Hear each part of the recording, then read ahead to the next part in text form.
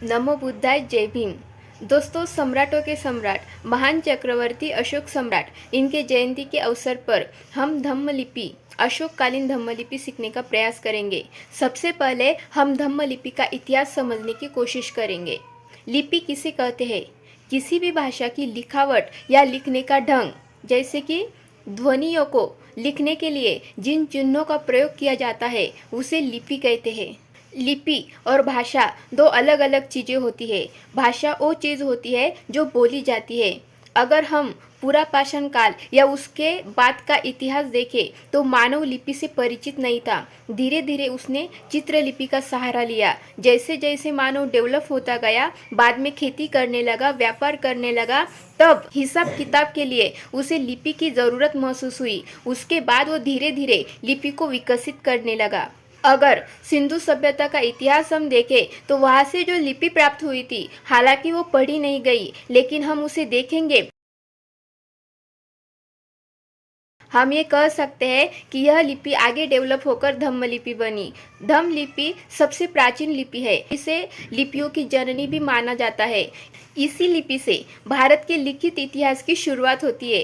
सम्राट अशोक ने इस लिपि को पत्थरों पर खुदवाया। इस वजह से हमें पता चला कि यह लिपि अस्तित्व में थी। सबसे पहले इस लिपि को जेम्स प्रिंसेप इन्होंने पढ़ा था।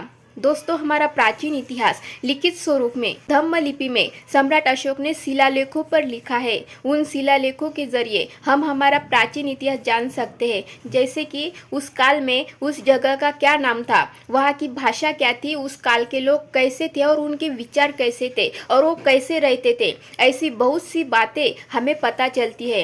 इस लिपि के नाम को लेकर भी बहुत ज़्यादा भ्रम है, लेकिन हम इसे धम्मलिपि ही कहेंगे, धम्मलिपि ही कहेंगे, क्योंकि ये हम नहीं कह रहे हैं, ये लिपि खुद कह रही है। ये लिपि खुद बोलती है, पत्थर खुद बोल रहे हैं कि यम धम्मलिपि, अर्थात यह धम्मलिपि है। ये खुद बोल रही है, सम्राट अशोक ने खुद इसे लिखा है। हमें प्रमाण भी मिले हैं तो हम उन पर यकीन करेंगे, हम इसे धम्मलिपि ही कहेंगे। सम्राट अशोक ने यह शिलालेख पाली प्राकृत भाषा में लिखे हुए हैं। और भी लिपि में उन्होंने बनवाए हैं, जैसे कि खरोष्टी, अरमाइक इत्यादि। हमारा इतिहास जानने के लिए हमें यह लिपि सीखनी चाहिए। यह लिपि बहुत आसान है, बहुत सरल तरीके से हम इसे सीख सकते हैं। तो प्रियदर्शी सम्राट अशोक, इनके जयंती के अवसर पर हम धम्मलिपि सीखेंगे। मैं उम्मीद करती हूँ कि आप सब आखिर तक बने रहोगे और इसे सीखने का प्रयास करेंगे। धन्यवाद।